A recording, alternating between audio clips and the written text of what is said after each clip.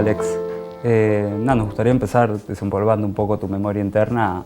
¿Cuáles eran las primeras aproximaciones de la música que tenías?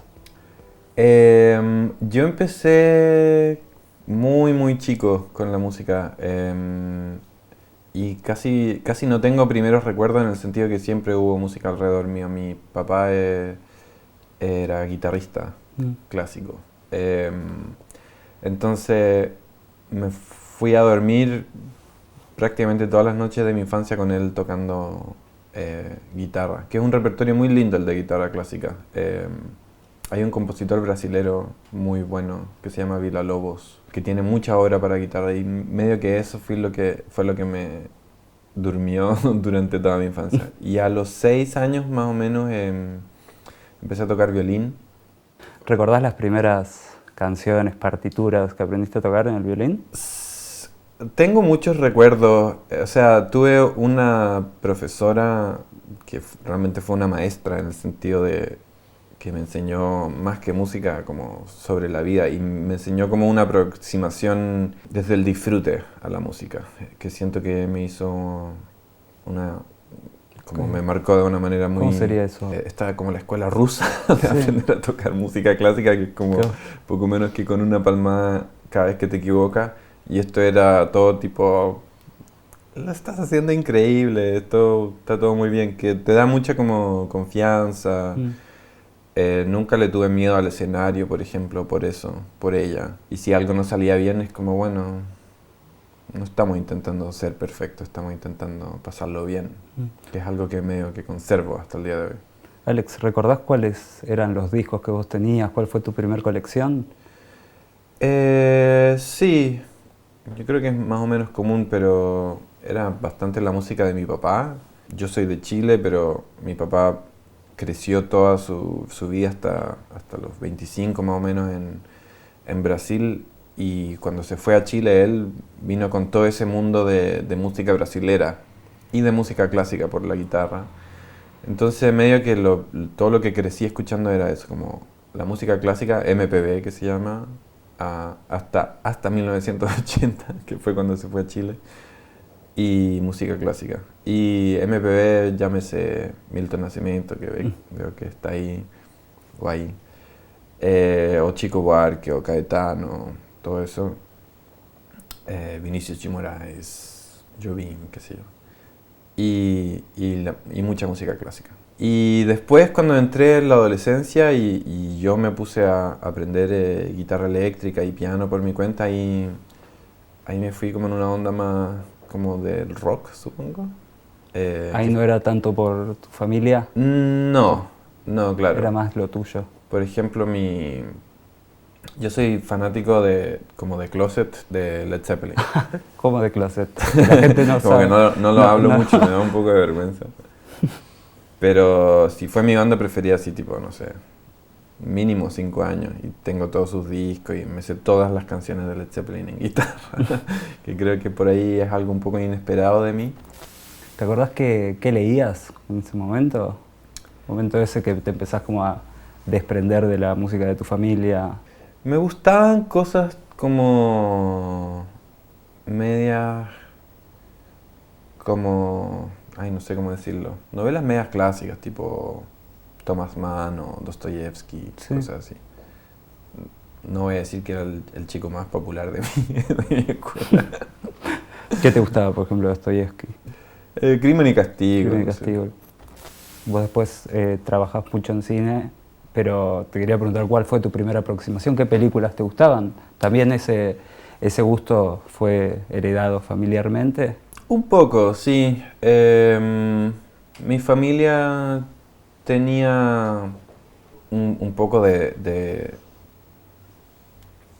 ¿cómo decirlo?, de aspiraciones como clase media ilustrada, un poco como de saber un poco de todo, y era un poco la onda con el cine también. De chico bastante igual me gustaban la sección como cine-arte que se llamaba en el Blockbuster. ¿Pero cuáles eran? ¿Qué alquilabas, por Qué ejemplo? sé yo, Bergman, como las más famosas. Sí. Que no, yo creo que ni las entendía mucho, pero... ¿Pero de adolescente? Sí, Ah, re bien. Por eso digo que no era tan popular. Claro, sí, sí, te imagino ahí a los 15 años viendo Claro, como Bergman. los 15, claro, no lo entendía. Claro. O sea, unas sí, otras no. Hace poco vi Fanny y Alexander de nuevo Mm. y dije, lo entiendo completamente. De las primeras que viste, ¿cuáles eran? El séptimo sello. El séptimo sello, Mm. exacto. Fresas salvajes, ponte tú. Pero es Película. como, no sé si habrá algo que me haya gustado en esa época que aún me guste mucho. Mis gustos cambiaron mucho. Pero sí uno empieza a leer el cine distinto cuando... Mm.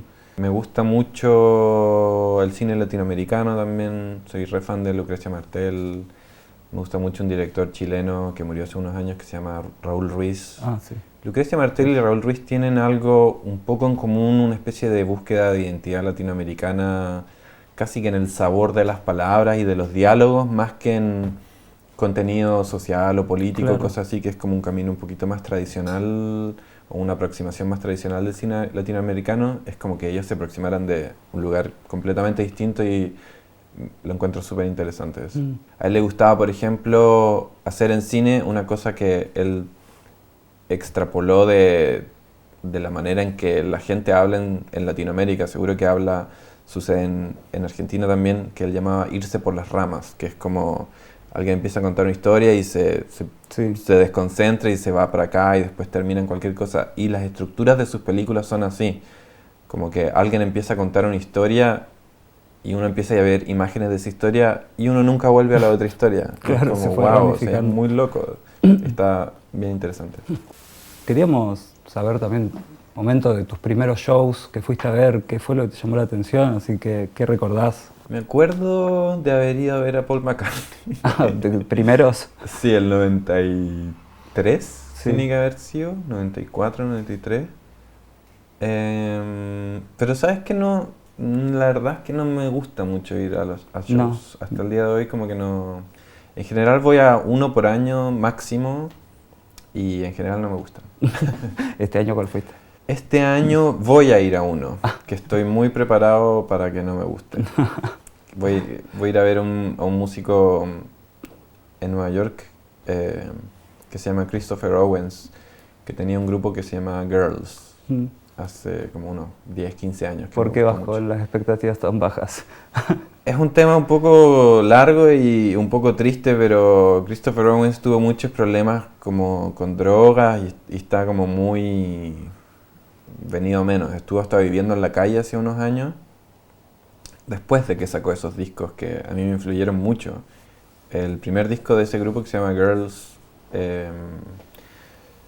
diría que es de mis discos preferidos de los últimos 20 años. ¿En qué sentido decís que te influenció? Ese disco tiene como una especie de... una cualidad de muy genuina, emocional, que cuando la encontré quedé como muy sorprendido y muy admirado, y lo hacía desde un lugar muy simple también, y me gustó mucho eso. También me gusta en otros artistas, o sea, Violeta Parra también tiene esa cosa como de llegar como al centro de una emoción y ponerte un par de palabras y como remover emocionalmente a la persona que está escuchando. Alex, quería ir un poco a la época ahí de Teleradio. Mm. Quería saber un poco sobre los primeros shows. El primer show... Qué desastre. El primer show me acuerdo que iba con el amplificador llegando y lo había organizado el bajista, el primer bajista. Y llegamos al local y estaba cerrado porque el bajista se había confundido de día. Y le habíamos avisado a todos nuestros familiares y a todos nuestros amigos y fue Claro, un todos. momento horrible. Se me Llegó había a todas olvidado. las personas. Claro, deben haber sido 50 personas, pero fue muy traumático. Ese fue el primer show. Y después a la semana siguiente lo hicimos de nuevo, pero no sé. Gente que podía ir el día como inicial fue. no pudo ir después. ¿Y los primeros shows que sí funcionaron de Teleradio, cómo los recordás? Era todo bastante normal y, no sé, humilde. Quiero decir, no había mucha gente. En Chile esa banda fue creciendo mucho en el imaginario colectivo y hasta el día de hoy me dicen como que vuelva a Teleradio, cuándo va a volver, y es como, pienso como, me iban a ver como 100 personas, como que ¿Te molesta esa pregunta? No me molesta, pero me da un poco de risa que la gente lo romantice muchísimo más que yo. Yo me acuerdo de esa época como una época como muy cuesta arriba todo, como que nos costaba mucho, eh, claro, esos primeros años en Chile, con la industria musical completamente decimada, por no decir inexistente, fueron muy poco románticos para mí. ¿Pero era inexistente para ustedes los artistas chilenos o Sí. cómo era el...? Sí. A fines de los años 90 hubo una crisis muy grande en la industria musical. Hasta donde yo sé, como que las multinacionales básicamente cerraron sus oficinas y tenían la directriz de no contratar a ningún artista local. Solo tenían oficinas para cobrar derechos de, qué sé yo, Madonna. Y esos fueron los años donde yo decidí empezar a hacer música. Claro, no era muy buen contexto. Que tuvo su reverso un poco positivo en un análisis retrospectivo que nos dio una libertad creativa completa, porque Claro, no teníamos había... que responder a ninguna idea de industria. Nuestros discos podían sonar como quisiéramos, hablar de lo que quisiéramos y todo era como completamente libre. Y en ese contexto se desarrollaron algunos artistas re interesantes. ¿Cómo cuáles, Alex? O sea, Como Javiera o el Jepe, qué sé yo. Nos gustaría saber también de la escena, sí, tu contacto con la escena electrónica de allá. Con Javiera, por ejemplo, nos conocemos desde el, qué sé yo, el 2004, 2005 y era como que íbamos a una fiesta donde habían siempre las mismas 100 personas y éramos nosotros nomás. Y sí había como una escena, es la única vez que yo he conocido como una escena en Chile. Y realmente era muy creativa, era muy interesante. Con ethos punk, pero estética muy pop. Y al mismo tiempo bebiendo de lo que fuera. O sea, por ejemplo, el Daniel, el Jepe, estaba muy en una investigación como pop folclórica, Javiera como en un electropop y al mismo tiempo una cantautoría muy sofisticada tipo Bert Bacharach, qué sé yo, Carole King o lo que fuera, y yo en mis propias cosas. Entonces era bonito como desarrollarse en una escena donde tú admiras a tus pares, está súper bueno. Me encantaría pasar a ese salto de Teleradio a Odisea, o sea, Odisea es como un proyecto, sí, es como el principio de tus proyectos solistas, básicamente. Sí. Lo recuerdo como una época muy... es como casi de las épocas que más feliz he sido en mi vida, porque me acuerdo de tener la sensación de tirar como muchas narrativas más tradicionales sobre mi carrera por la ventana, tipo estéticamente o en un sentido como de trabajo. Básicamente el formato banda que yo tenía de Teleradio Donoso era extremadamente tradicional, de un bajo, una guitarra y dos guitarras y batería, qué sé yo, que era un formato que ya tenía 70, 80 años y me parecía bastante limitado en términos de lo que yo podía hacer artísticamente. Para la gente en Chile era algo que tenía una trayectoria muy prometedora y a mí no me importaba mucho realmente. Y esa época y ese disco se trató de experimentar todo lo que quise, estaba como en plan de tomar clases como de danza, estaba como en una época muy en cualquiera, pero me encantó. Mis shows eran coreografías de 9 minutos con dos bailarinas que eran mis amigas, o sea, son mis amigas.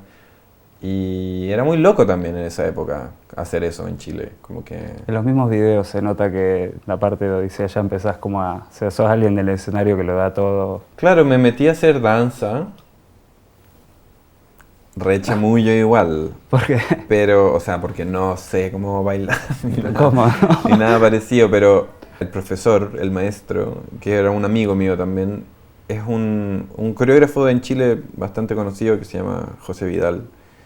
Y José, aparte de ser un coreógrafo increíble, es muy buen maestro y es una persona que me enseñó algo que es muy difícil de desaprender, que toda la gente que ha hecho trabajo con el cuerpo lo tiene, que es como trabajo con el cuerpo, básicamente. Cuando empiezas a hacer ese trabajo, llámese danza o yoga o meditación o lo que sea, como que te empiezas a conectar de una manera distinta y me cambió mucho mi trabajo tener eso.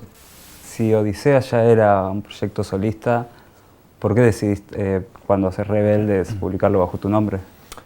Un poco por eso que te mencionaba hace un rato de la conexión emocional y de la parte genuina. El proyecto Odisea es una cosa muy abstracta que tiene más un afán de experimentar que de decir algo específico. Y el disco Rebeldes era tan autobiográfico y tan como emo que me pareció como absurdo que no llevara mi nombre. Así que fue más medio por eso. Fue como... No quise cambiar tan rápido, pero cuando tuve el Rebeldes como en mis manos, me di cuenta que era Otra cosa. de nuevo otra cosa. No era lo mismo que el disco de Odisea. Alex, en Amiga ya como que empezás a dejar en claro las ganas de hacer también canciones comprometidas políticamente. Digo, esta Cordillera, Viernes, Manifiesto. ¿Por qué ese cambio? Fue una inquietud que yo creo que estaba presente.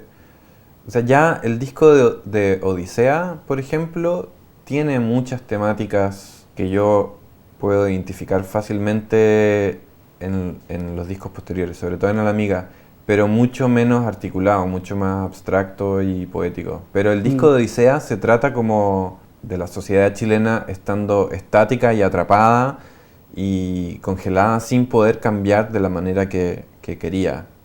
Ese disco habla de la muralla de los Andes como una cosa que no deja avanzar y dialogar con el mundo y un montón de cosas, pero más crazy también. En esa época estaba toda esta onda de la música chilena, que sí, estaba Javiera o el Daniel, que lo mencionamos, y también había un grupo que se llamaba Astro. Voy a basurear a alguien. Y este chico que cantaba en Astro era medio reaccionario, tipo, me acuerdo de una entrevista donde dijo como ¿hasta cuándo siguen con el tema de los detenidos desaparecidos? Como ya den vuelta a la página, como el arte no tiene por qué hablar de eso. Ok, lo vamos a dejar ahí a él, pero a mí me pasaba que mucha gente me agrupaba con Claro, por esta escena que vos decías por que la nombrabas escena. hoy. Entonces yo pensé como, esto no es posible, yo no puedo estar en el mismo grupo que una persona que piensa así. Tengo que verbalizarlo a un punto donde como que no pueda estar más clara esa diferencia. En YouTube, no sé cómo lo tomarás vos, pero a mí como fan fue algo bueno. Hay alguien que explica prácticamente toda la canción de Cordillera, justo ¿sí? el verbo. ¿Cómo te llevas con esa forma ahí también de que desentrañan un poco la poesía? No, bien. O sea... Porque pienso en un punto está también para dejarle en claro no sé, a la gente de afuera que escucha. Sí, igual es una canción que yo escribí tipo para Chile. Claro. Porque, por un lado, se me hacía como necesario que en el arte popular hubiese este tipo de ideas y por otra parte porque se me hace muy importante que, o más bien es muy lindo, que los países tengan sus propias canciones que hablen de sus propios problemas. Y en Chile durante mucho tiempo no pudimos, por la dictadura que fue extremadamente larga, y después estaban todos en plan 90s neoliberal, como en cualquiera, no hablando de nada también, y después mi generación estaba como un poco más ensimismada también. Entonces era como, bueno, hay que hacer una canción para nosotros que hable de eso. Entonces, no me molestan ni una cosa ni la otra. O sea, que sea críptico para personas de afuera, pero que hable de cosas muy específicas de nosotros. ¿Toda esta parte política también la viste en tu casa o cuál fue ese despertar Cero. político? No se hablaba de política en tu casa, fue más, porque también estudiaste psicología, ¿no? Como Pocos, 2 semanas. 2 semanas. Sí. ¿Y dónde fue entonces este despertar así político y esa necesidad de Es una buena decir algo? pregunta. Y la verdad no sé. En el colegio yo tenía un club de cine, que Vos lo dabas. yo pasaba películas los viernes en la Y tarde. iba gente ahí. Poquísimo. Iban 2 o 3 personas Claro. cada viernes. Una vez estaba lloviendo y no fue nadie. Fue muy triste. Otra de mis tristes historias de juventud. Pero me acuerdo, por ejemplo, de haber pasado un documental de un director chileno que se llama Silvio Cayosi. Y el documental se llama Fernando ha vuelto. Y Fernando ha vuelto es un documental sobre un detenido desaparecido y lo que vuelve de Fernando son los huesos que lo terminan de encontrar en los años 2000. Y tengo el recuerdo de estar como en esa onda, como de, bueno, este documental hay que verlo, pero no sé de dónde saqué ese interés realmente, porque mis papás vivieron la dictadura en Chile. Yo creo que para vivir en la dictadura en Chile había que estar medio desconectado, Claro.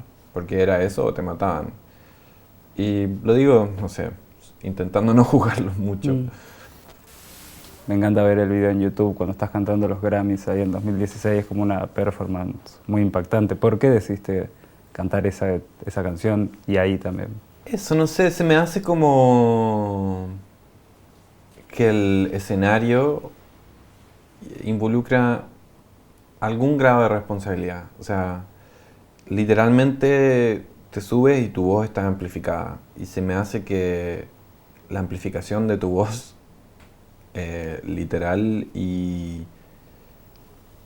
metafórica conlleva como la responsabilidad de no decir solo estupideces. O sea, está bien, estoy triste, me quejo de amor y qué sé yo, pero también me conecto con algo ajeno a mí que es pertinente para otras personas y me interesa hablar de eso. Entonces, cuando me dan un escenario por ahí un poquito más relevante, me dan ganas de irme para ese lado más que para reclamar de mis desamores o qué sé yo. Ese año me pidieron cantar la de Siempre viene en mi corazón, que era como... Pero, Claro, era más hasta el hit en ese claro, momento. sí, nominaron el video para un Grammy también. Pero pensé, o sea, me vi a mí mismo cantando esa canción y me imaginé como nadie le va a prestar atención porque yo sé cómo son esas ceremonias, está todo el público viendo su teléfono mientras tanto. Pensé, bueno, si nadie me va a estar prestando atención, mejor voy a estar cantando sobre ser un maricón. Que como por ahí va a ser como un poco más disruptor que yo como bailando, intentando hacer una coreografía y llamarles la atención de esa manera. Voy a decir como algo más... Ese mismo año también salió tu película. ¿Cómo fue ese momento? O sea, Fue un año muy estresante. fue un año muy estresante, ¿no? Desde el colegio que Claro, tenía mi club, desde mi tu humilde club de cine fallido. que me gustaba el cine y me interesaba mucho hacerlo. Y en el 2012 por ahí sucedió una cosa en Chile que me resultó muy impactante, que fue que un fan que yo tenía, un chico que yo ubicaba, o sea, lo conocía por mis conciertos, lo asesinaron, lo torturaron por horas y después lo asesinaron por ser gay. Fue como un ataque homofóbico. Y fue un caso muy impactante en Chile, que removió mucho a la sociedad por primera vez en relación a la homofobia y a la violencia homofóbica. Y a mí también. Y pensé como, bueno, no sé muy bien qué tipo de historias me interesa discutir en el cine, pero si hay algo que pienso que puede ser relevante es esto. Y ahí como que eh, escribí un guión más bien ficcionando el mundo alrededor de un ataque homofóbico que una especie de biopic que no me interesaba. ¿Tenés planes de seguir dirigiendo? Pero Mm. porque dirigís videoclips, pero tenés ganas de seguir incursionando en el cine. No te voy a pedir que, obviamente, que nos cuentes la película, pero ¿por dónde va ese plan?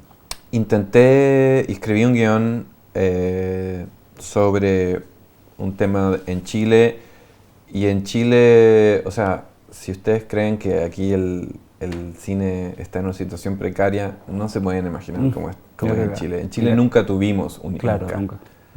Eh, Mientras aquí se hacían, qué sé yo, 100 películas al año, allá eran 4. Entonces nunca pude grabar esa película. Estuve intentándolo, qué sé yo, 5 años. Ah, Eh, entonces medio que decidí abandonar la idea de hacer cine en Chile y empecé a escribir guiones para grabar o en Estados Unidos o en cualquier lugar de Sudamérica, y eso es lo que voy a hacer a continuación. en ese momento, después de Amigas, cuando te vas a vivir para Estados Unidos, Fue ¿por qué medio tomaste la freak decisión de...? porque justo había sido electo Donald Trump, y fue un poquito un bajón porque fue como, sí, bueno, vamos a irnos a Estados Unidos. Y como tipo a las 2 semanas salió electo y fue como, bueno. Y siendo muy honesto, entre los demócratas y los republicanos en Estados Unidos no hay mucha diferencia. O sea, es como qué tan a la derecha estás, un poco. Lo que sí era muy distinto con él era el nivel como de validación de discursos de odio y de violencia en los medios. Y sí cambiaba como el clima social de Estados Unidos. Estás allá viviendo y decidís justo titular tu disco Latinoamericana. Quería saber un poco sobre esa decisión y tu perspectiva desde afuera, cómo veías las cosas acá. Le puse así porque en esa época empecé a tener como no sé si empecé, pero la identidad latinoamericana, quizás más incluso que la chilena, algo que me interesa mucho, me fascina, le tengo mucho como amor. O sea, me fascina la idea de poder venir acá, por ejemplo, o ir a Brasil, y que haya algo como en común, intangible, que yo aprecio, con lo que me identifico y digo, bueno, esto es lo que yo soy también. Y yo creo que me empezó a interesar como aún más eso, estando lejos. Alex, me acuerdo que justo en el momento del estallido sacás Paco Vampiro. Y es que fue una época muy loca también. O sea, a mí nunca me había tocado vivir algo así. Y fue muy impresionante ver cómo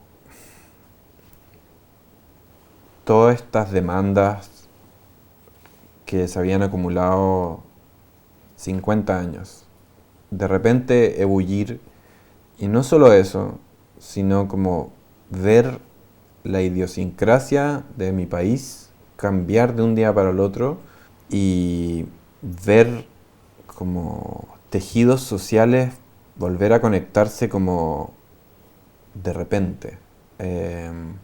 Cambió la manera en que la gente hablaba unos con otros en la calle.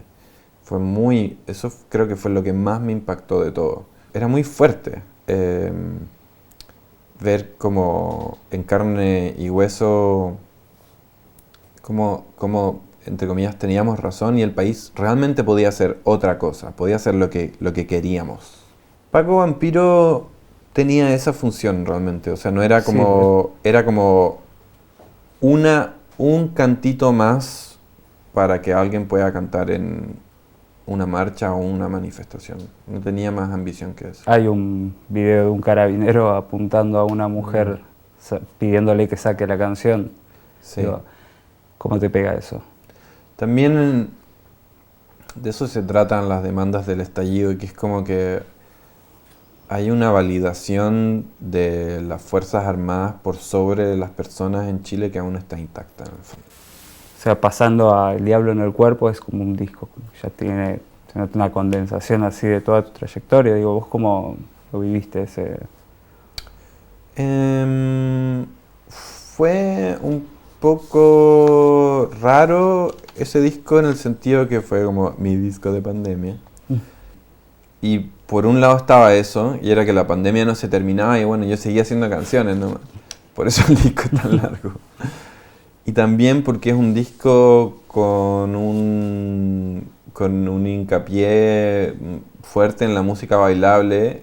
Y de nuevo, yo estaba solo como en mi departamento, como bailando solo. Claro. Así como... Después pensaba que tenía que ver como con un anhelo de estar con gente, de colectividad. Y por eso tenía como ese esfuerzo tan más grandilocuente y como de muchos participantes y muchos músicos tocando. Dijiste que Dime Precioso es como un disco más dedicado a la banalidad. ¿Qué te referiste con eso? Durante los últimos años, el arte, todo tipo de arte, yo siento que ha empezado como a mercantilizar mucho las identidades. Básicamente se han empezado a utilizar las opresiones o las identidades minoritarias como punto de venta para, para promover arte, tipo como lo que se llaman las Olimpiadas de Opresión, ¿no es cierto?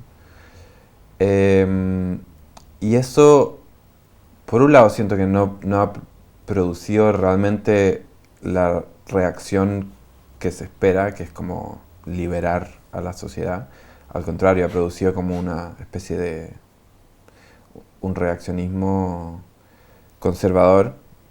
Ustedes lo sabrán muy bien que la sociedad, incluso la juventud, se vuelve cada vez más conservadora. Y esos discursos como que siento que no están aportando realmente. Son, sobre todo cuando se comodifican y se mercantilizan, empiezan a funcionar para beneficio propio y empiezan a funcionar solo para ganar dinero, que está bien, pero no nos engañemos. Yo no quiero que mi música se escuche más en junio, porque es el mes del orgullo.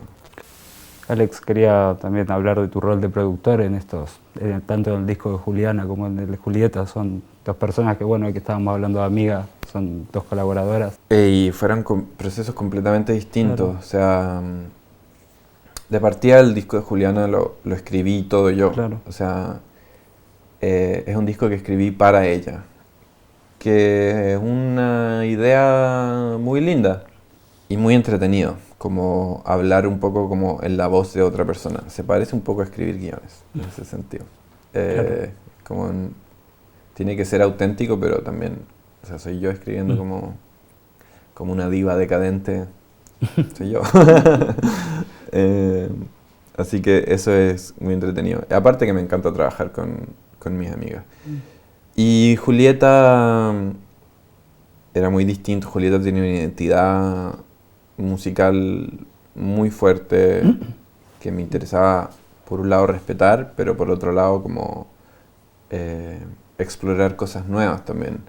Ese disco me siento súper orgulloso, que quedó re lindo, encuentro. Tan hermosos. Alex, ¿y en el libro?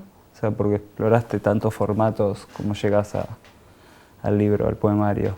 El libro lo empecé a escribir, yo creo que cuando cerré los 3 discos que hice medio juntos, que fueron El Diablo en el Cuerpo, el de Juliana y el de Julieta.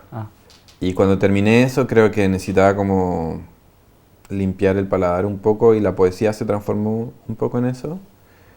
Y esa búsqueda se extendió también en el disco, en el Dime Precioso, que es un disco para mí bastante poético. Y para terminar te queríamos preguntar cuál es, o sea, recuerdo de memoria interna, o sea, ¿qué fue lo último que consumiste? ¿Qué libro leíste? ¿Qué última película? La última película que me voló la cabeza fue una película muda que recién como que acabo de entender el cine mudo, que siempre, como la mayoría de la gente, me había parecido aburridísimo y como re absurdo, como la gente actuando como medio así, como bueno, y después como un letrero que dice como, oh Dios. Pero vi una película que se llama La Pasión de Juana de Arco. Sí, la de Dreyer. La de Dreyer, exactamente. Que es del año Sí, tiene unos 28, primeros creo. planos increíbles. Y fue como, wow, no podía creer lo que estaba viendo. Y lo Y otro que, la otra cosa que música o libros que... estoy bien como adulto, como para mis gustos. Estaba hablando con mi baterista, que es muy amigo mío, Juan Pablo, y justo está recomendando el disco que te voy a mencionar, y nos reíamos de que nos gusta música de viejos ahora, como, y es full eso. Estaba escuchando el Hejira de Johnny Mitchell, que es como uno de los discos como más difíciles de Johnny Mitchell. Está un poco influenciado por el jazz, pero no realmente, medio que inventó su propio lenguaje. Son unas canciones de 6-7 minutos, con unas estructuras rarísimas, acordes que ella inventando como sus propias afinaciones abiertas en la guitarra. Tiene como un bajo fretless, que siempre me pareció como la cosa más como de viejo boomer, jazzero, y ahora es como... como qué bueno el bajo fretless. Cosa que nunca pensé que me iba a sorprender diciendo, y aquí estamos. ¿Libros te dije? No, me dijiste discos, películas. Libros de poesía podría recomendar dos cosas. Hay un poeta gringo que conocí hace poco que se llama René Ricard, que me encantó, que es como de la época de Nueva York, de finales de los 70, principios de los 80, cuando Nueva York estaba bueno. Y es como bien punk y bien gay y gracioso y muy como misántropo y muy linda su poesía, me gustó. Una franqueza como muy bonita. Y lo otro que me gustó mucho, esto sí ya lo leí el año pasado más bien, pero me impresionó mucho, fue Leonard Cohen, que nunca me ha gustado su música. Claro, y leerlo, sí. Pero su poesía me encontré espectacular. O sea, su música tengo que decir que me aburre un poco, pero su poesía me encantó. Así quedé como, wow. Perfecto. Muchas gracias, Alex. Muchas gracias. Gracias a ustedes.